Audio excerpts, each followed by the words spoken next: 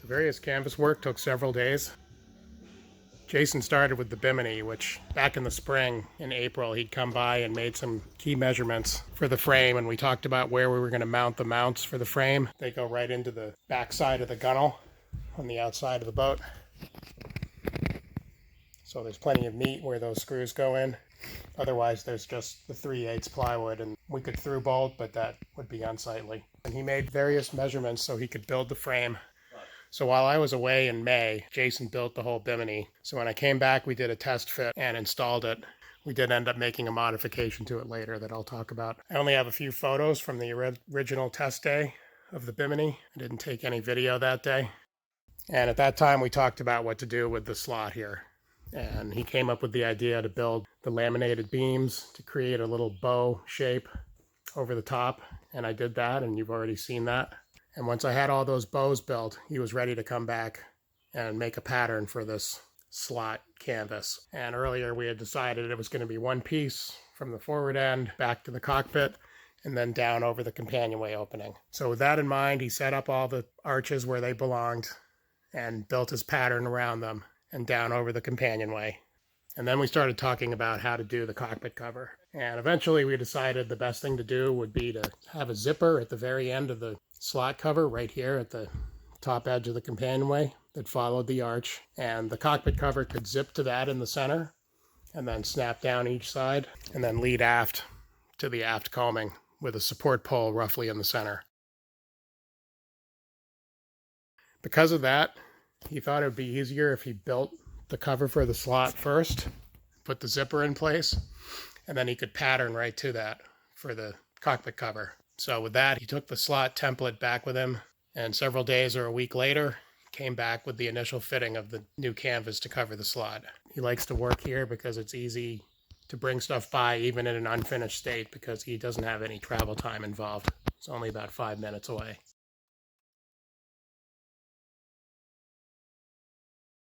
So that makes it easy for him, makes it easy to sort of pattern in place. And that's exactly what he did with the cockpit cover. He built a blank out of Sunbrella and brought that and used that itself to create the cover rather than patterning the whole thing and building it. And so that's what this process here is. He used the aft edge of the slot canvas as his guide and made his various marks and such right on the canvas so that he could build that and bring it back and it would fit.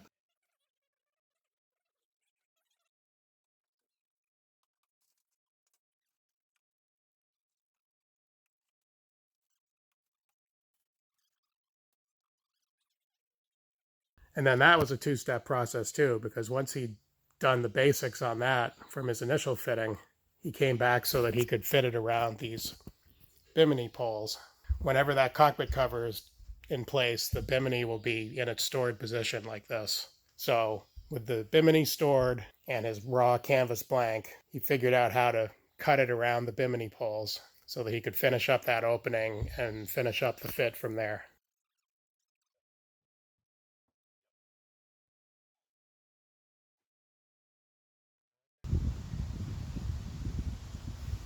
And then one final fitting, and the cockpit cover was complete as well.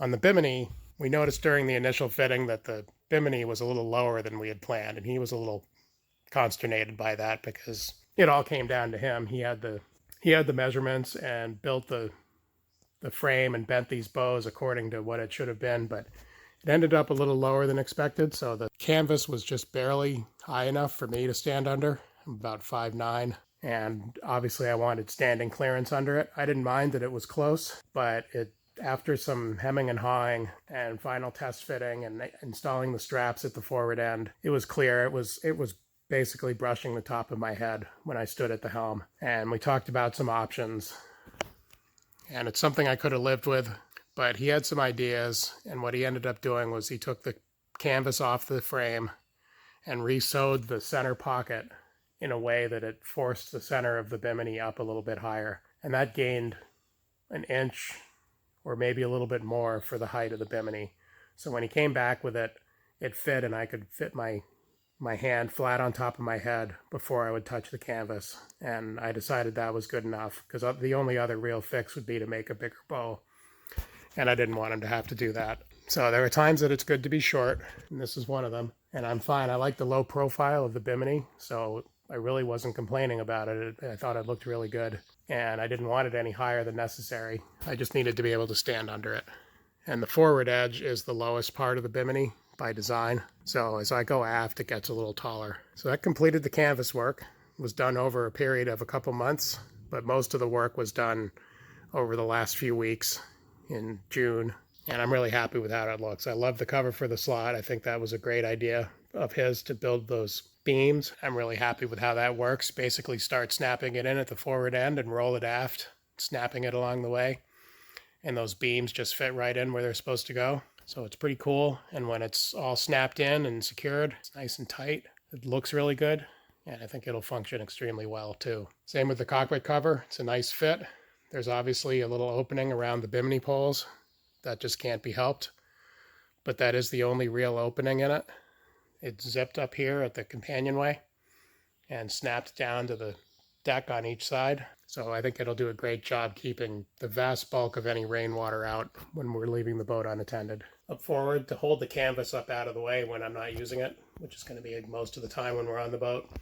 I installed these gear hammocks. I've got 4 of them, and this will just give me a place to store this canvas, especially this canvas for the slot, which has the wooden arched beams built right into it. I don't want to take the chance that somebody steps on those and breaks them. So I've just cut 2 massive holes in the deck, 3 3/4 inch. There's one here, another one back here. And because we're going to have this boat closed up with the canvas and so forth in the humid climate, I'm installing these vents. This is a solar fan. Everybody who's been around a boat has probably seen one of those. They've gotten a whole lot bigger and a whole lot fancier than they used to be, which, well, we'll just leave that alone. And then I've got this simple inlet/outlet vent. So my plan is for that vent, the basic vent, to go up here, up forward in that hole, which is now epoxy coated. So we'll let that cure overnight. And then the solar vent will go back here, and that will allow air to be pulled through the cabin, or whatever we're calling this up here, and hopefully keep it fresh and free of mildew and so forth when we're closed up. Anyway, we've got 2 big holes in the deck. I've just sealed them with epoxy, and when that's cured, then we can finish this installation, which is one of the final things that needs to be done here.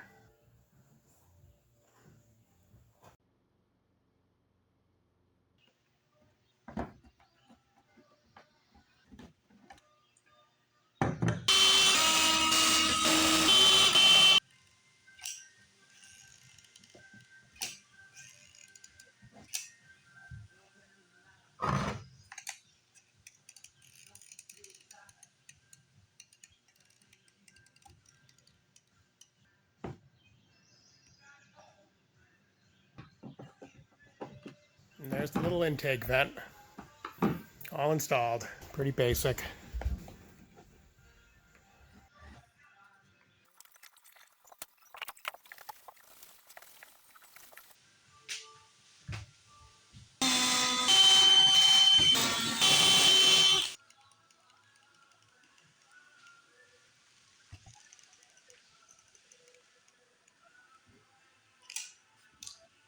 There's the mounting deck plate for the large solar vent. The thread's right in there. 3 screws bedded in place.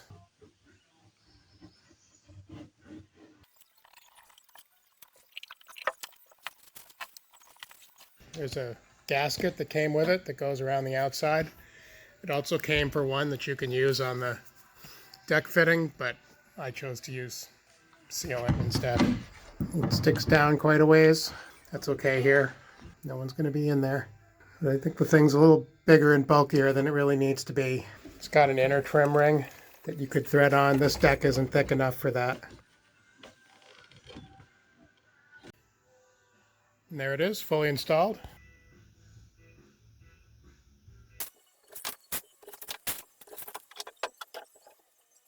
So this is the mounting and wiring setup for this Garmin chart plotter. I went with a ram mount for the deck, to which the bracket for the GPS is secured. That's mounted through the deck with machine screws and sealant.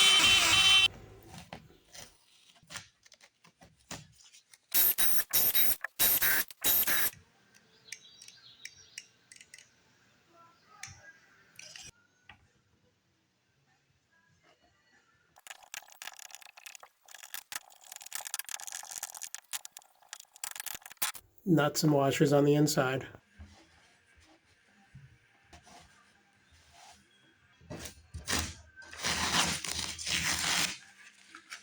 And then the two wires, the wiring harness is this one with the red and the transducer through a little cable clamp in the deck. And then I've made up the wiring here to that blue 12-2 conduit, not conduit, but to that blue 12-2 sheath wire. And got all the excess just bundled up here behind the tack. Very simple connection, positive and negative. Transducer cable, it's run back obviously to the transducer. And this is a, what is it? Echo Map 7-inch Garmin. I went a little higher end on the plotter, mostly so that I can see the thing. The screen's too small, I'm not going to be able to see it easily. So I went with this. Looks pretty nice. I've powered it up. It powers up and works fine, and found my position with no trouble. So we'll play more with that later. But the whole thing's removable. I can just undo this little clamp and the wiring, and I can take this thing right off, which is what I will do.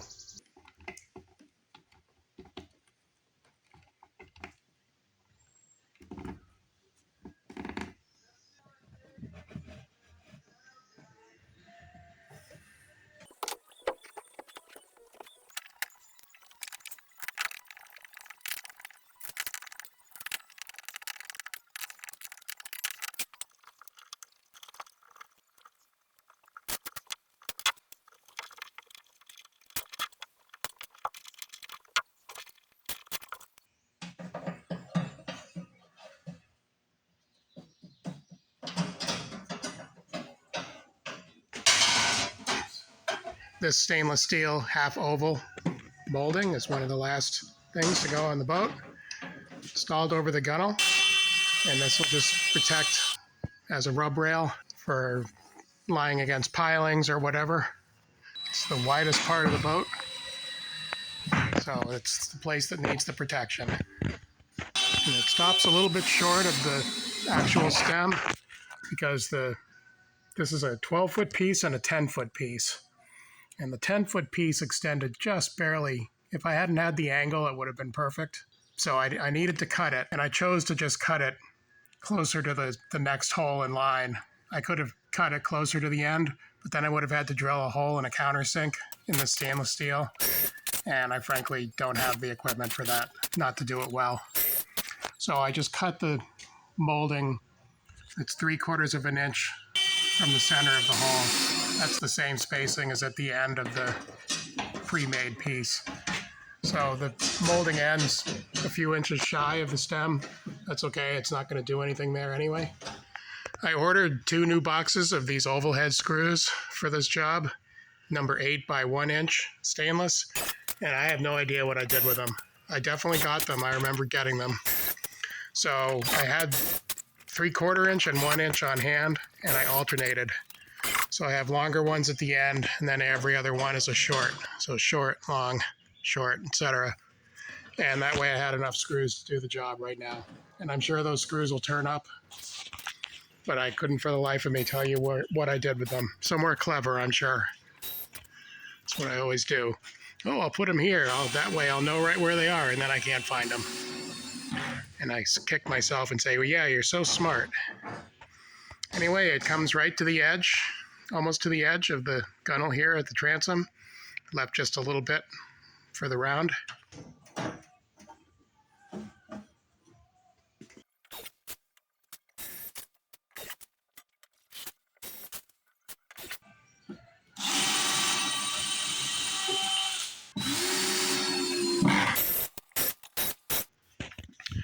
But I think that looks nice, and it'll definitely add some important protection because this boat will be against pilings at least some of the time.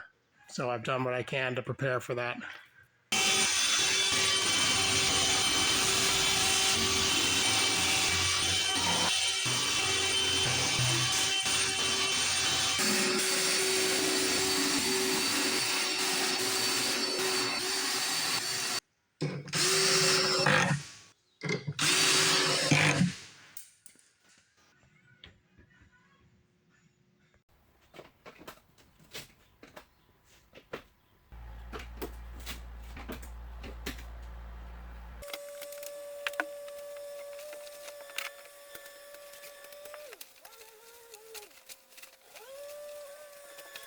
After some delays, I finally came to a day where it was time to test run the engine for the first time.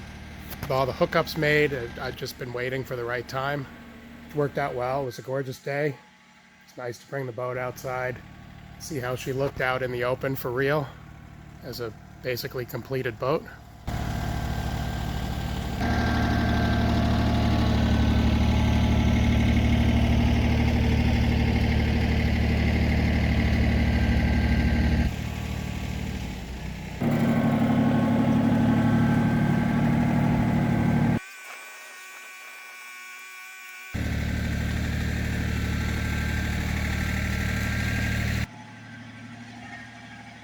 Interestingly, there's a water intake right there forward of the little zinc skeglet, this thing right here, that the manual suggests that you cover with tape when using earmuffs to make sure that no air gets sucked in.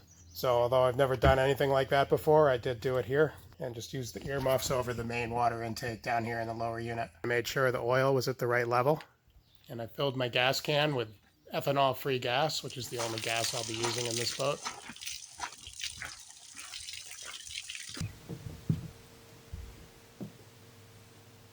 I used the primer bulb and pumped as much gas as I thought it needed into the filter and so forth, and then tried cranking the engine.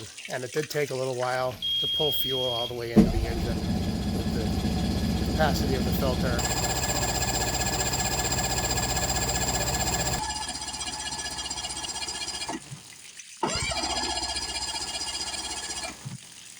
I stopped once and primed it some more, and before long it was clear it was ready to start.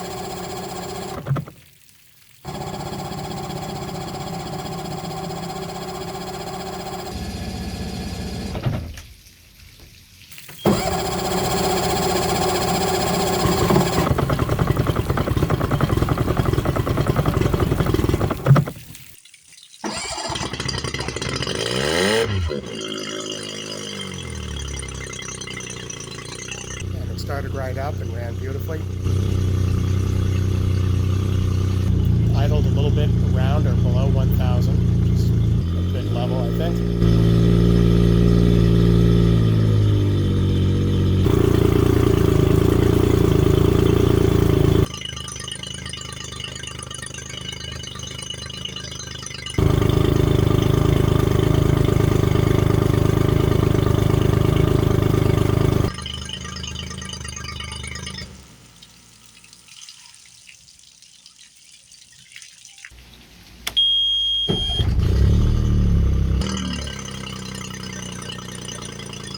So then I started it up and ran it a little bit more, checked the operation of the forward and reverse gears.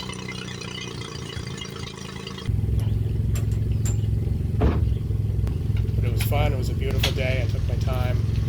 I deployed the Bimini, so it was nice and shady in the cockpit. Very nice.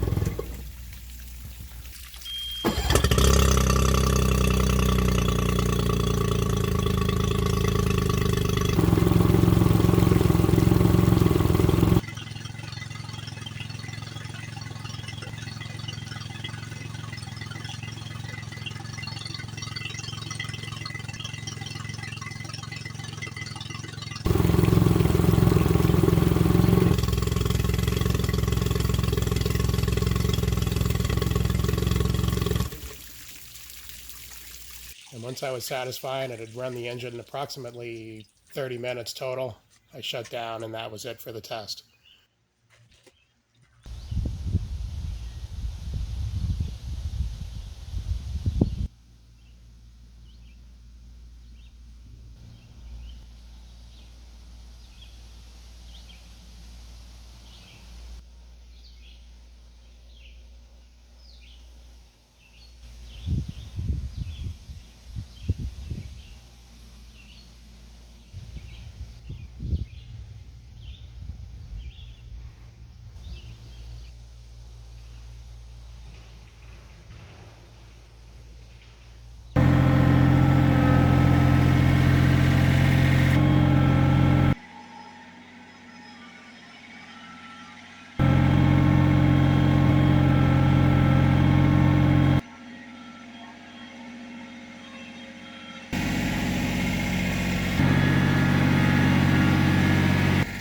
forward to trying this boat out. We've got a water test planned a little bit in the future, not too long, and I look forward to that. And of course I'll have some video and report on that as well.